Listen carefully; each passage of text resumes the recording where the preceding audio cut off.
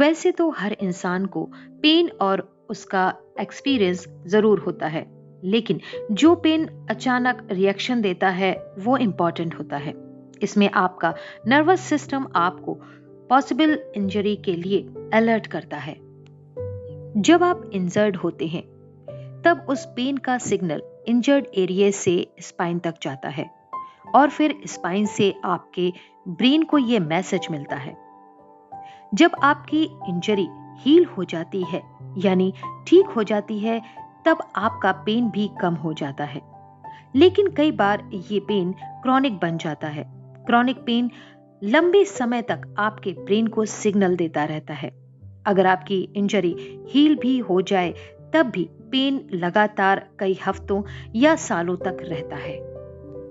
ये chronic pain आपकी flexibility और काम करने की स्पीड को भी कम कर देता है। ये आपकी स्ट्रेंथ, पावर और सहने की शक्ति भी कम करता है। आपके डेली रूटीन और एक्टिविटी इससे डिस्टर्ब होने लगती है। ये पेन वो होता है जो कम से कम 12 हफ्तों तक रहता है। जब आपके पेन इफेक्टेड एरिया में बर्निंग और पेन सेंसेशन होता है तो आप डल फील करते हैं। इस पेन में ये जरूरी नहीं कि ये कंटिन्यूअस हो, ये कभी होता है और कभी नहीं भी होता है। ये आपकी बॉडी के किसी भी पार्ट में हो सकता है और वायरस इफेक्टेड एरिया में पेन डिफरेंट फीलिंग्स देता है। आइए इसके बारे में जानते हैं डॉक्टर अमितेश पाठक जी से। इन्होंने एमबीबीएस किया है कस्तूरबा मेडिकल कॉलेज मणिपाल से। ये डीएनबी है सेंट स्टीफेंस हॉस्पिटल दिल्ली से। साथ ही इन्होंने पीडीसीसी किया है institute of medical science BHU Varanasi से और अब वर्तमान समय में ये क्लिनिकल डायरेक्टर और हेड हैं चंदन इंस्टीट्यूट ऑफ पेन मैनेजमेंट में।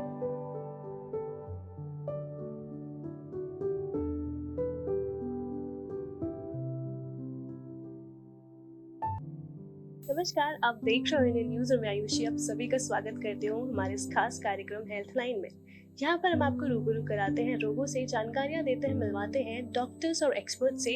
और आज इसी क्रम में हमारे साथ मौजूद हैं चंदन हॉस्पिटल से doctor Amitesh Pathak.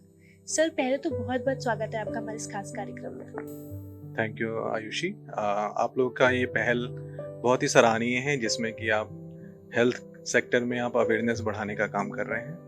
So it's a very nice step. Thank you so much. आज हम बात करेंगे पेन के बारे में, क्रोनिक पेन मैनेजमेंट। बहुत से लोग होते हैं जिन्हें बहुत तरीके के दर्द होते हैं पर उन्हें उनके बारे में सही नॉलेज या इन्फॉर्मेशन नहीं होती है। तो सर, सबसे पहले हम आपसे ये जानना चाहेंगे कि क्रोनिक पेन क्या होता है। क्रोनिक पेन के बारे में अगर मैं बताऊं तो कोई भी दर्द अगर 3 महीने से ज़्यादा समय का हो और दवाइयों से उसमें आराम नहीं मिल रहा हो, so that pain acute pain chronic pain में कन्वर्ट हो जाता है, तो उसे कहते हैं क्रोनिक पेन। इसमें बहुत सारी बीमारियां जैसे कि कमर का दर्द, घुटने का दर्द, हाथ का जाम हो जाना, फ्रोजन शोल्डर, नसों का दर्द जैसे हर्पीस का दर्द और कैंसर का पेन, इस तरह के बहुत सारे बीमारियां होती हैं जिसमें कि लोग तमाम दवाइयां खाते रहते हैं, उससे आराम नहीं मिलता है और धीरे धीरे वो उनका एक्यूट पेन क्रोनिक पेन में कन्वर्ट हो जाता है। सर, क्रोनिक पेन होने के पीछे क्या कारण हो सकते हैं, हमारे दर्शकों को बताइए। क्रोनिक पेन होने की वजह होती है हो सकती है कि शुरुआत में हम दर्द को नज़रअंदाज कर देते हैं।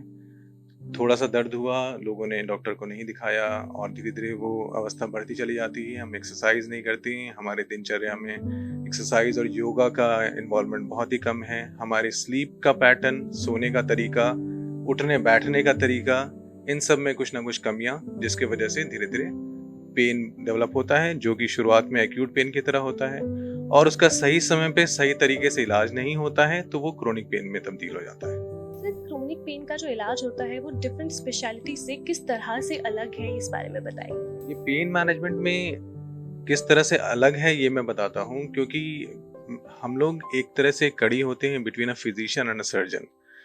हम दवाइयों के साथ तो इलाज तो करते ही हैं, बट बगैर किसी ऑपरेशन, बगैर किसी चीरे, बगैर किसी टीके के मिनिमली इन्वेजिव तरीके या सूक्ष्म विधि द्वारा बगैर किसी ऑपरेशन के हम इलाज करते हैं। कोई भी अगर दर्द होता है तो वो किसी नस की वजह से होता है, तो उस नस को अगर फोकस किया जाए, उसको डायग्नोज किया जाए, उसको एग्जामिन करके ये कोशिश की जाए कि ये किस नस की वजह से वो दर्द हो रहा है और डायरेक्टली उस रूट लेवल पे जाके अगर उस दर्द को अगर ठीक किया जाए तो आप दर्द को शर्तिया आप ठीक कर सकते हैं। सर वही मैं अब आपसे आगे जानना चाहेंगे कि इस क्रोनिक पेन मैनेजमेंट के क्या क्या फायदे हो सकते हैं। इसके बहुत सारे फायदे हैं। जैसे कोई भी मरीज है अगर वो लंबे समय से दर्द से पीड़ित है तो फाइनेंशियली उसका लॉस होता है, वो अपने काम में नहीं जा पाता है जिसकी वजह से दिक्कतें आती हैं। सिर्फ एक मरीज नहीं बीमार होता है या दर्द में होता है, उसके वजह से उसके पूरा परिवार डिस्टर्ब्ड होता है, नींद उसकी डिस्टर्ब्ड होती है और इस तरह से उसके मेंटल सेट डाउन भी होता है और मानसिक रूप से भी वो ठीक नहीं रहता है। तो इस तरह से मल्टीपल चीज़ें हैं जिसके वजह से कोई भी व्यक्ति जो कि एक्यूट पेन या क्रोनिक पेन में हो उसकी वजह से परेशान रहता है। सो अगर हम उसमें निजात अगर दे देते हैं तो हम एक बहुत बड़ी सी चेन को हम तोड़ सकते हैं। सर जैसा कि आपने बताया कि आप कड़ी होते हैं एक पेशेंट और एक फिजिशियन के बीच में, तो सर इस बारे में लोगों को इतनी इन्फॉर्मेशन या नॉलेज नहीं है, तो ऐसा क्यों है कि लोगों को इस बारे में इतनी इन्फॉर्मेशन नहीं है? इसकी वजह ये है कि पेन स्पेशलिस्ट बहुत ज़्यादा है नहीं इंडिया भारतवर्ष में। तकरीबन 800 से 1000 होंगे अगर सही हूँ तो, इससे ज़्यादा नहीं है। और इसकी जो ट्रेनिंग जो भी होती है वो बहुत कम सेंटर्स में फ़िलहाल है इंडिया में।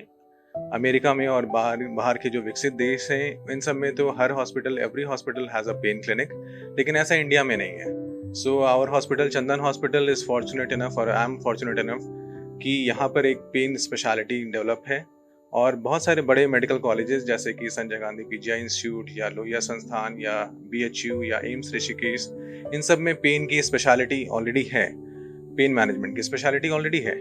तो इस पे अभी बहुत तेजी से काम चल रहा है और ऐसा भी नहीं है कि ये एक नई पद्धति या नया तरीका है, ये पिछले 20-25 सालों से चल रहा है। लोगों के बीच में इसकी जागरूकता कम है और आप एक बहुत अच्छे माध्यम बन सकते हैं इसको जागरूकता को बढ़ाने के लिए।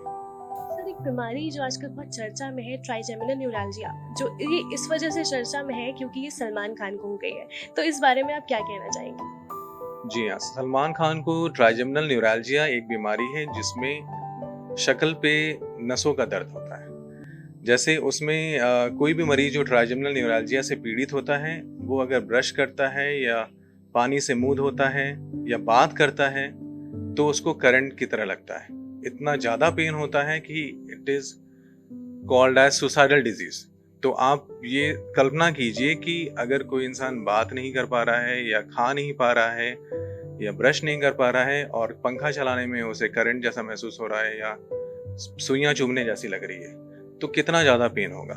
तो ऐसे लोगों के पेन के लिए हम लोग कुछ कुछ प्रोसीजर्स करते हैं और सेकेंड डे ऑनवर्ड ही उसका आराम मिल जाता है। हमारे प्रोसीजर्स के फ़ायदे ये होते हैं कि ये डे केयर में होता है, इसमें खर्चे कम लगते हैं और इसमें बगैर किसी ऑपरेशन बगैर किसी चीरे के लोकल एनेस्थीसिया में ये पॉसिबल होता है। सो एक एडवांस टेक्नोलॉजी है, एडवांस चीज़ें हैं जो कि अब अवेलेबल हैं, तो लोगों को इसका फ़ायदा मिलना चाहिए। सर वही हम आगे आपसे जानना चाहेंगे कि इसके इलाज में आपका अनुभव कैसा रहा?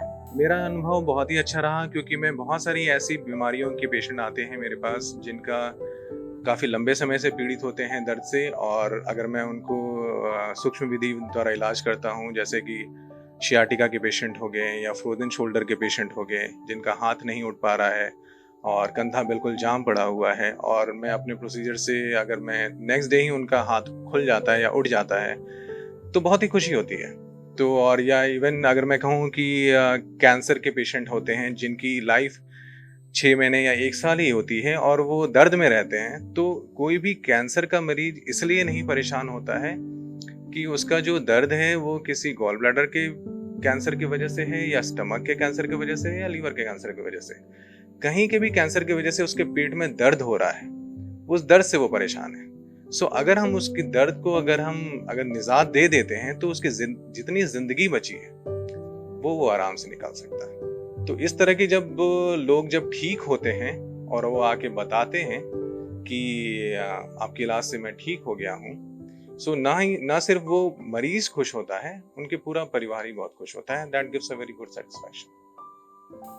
सर चलते चलते जो भी दर्शक हमारे इस प्रोग्राम को देख रहे हैं, उनके घर में अगर कोई बीमार है, क्रोनिक पेन से परेशान है, उन्हें आप क्या सुझाव देना चाहेंगे? सुझाव में मैं यही कहूँगा कि एक्सरसाइज को अपने अपने खान-पान और एक्सरसाइज को अपने डेली दिनचर्या में रखें। योगा एक बहुत ही अच्छा ज़रिया है एक्सरसाइज का, उसको ज़रूर अपनाएँ।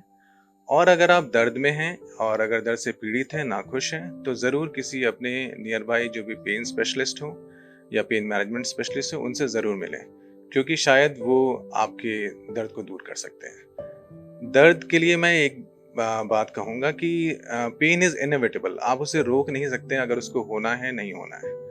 बट सफरिंग इज़ ऑप्शनल, आप उससे सफ़र करना चाहते हैं कि नहीं करना चाहते हैं, ये आप पर है। चॉइस हमेशा आपकी है। Thank you so much. Thank you sir.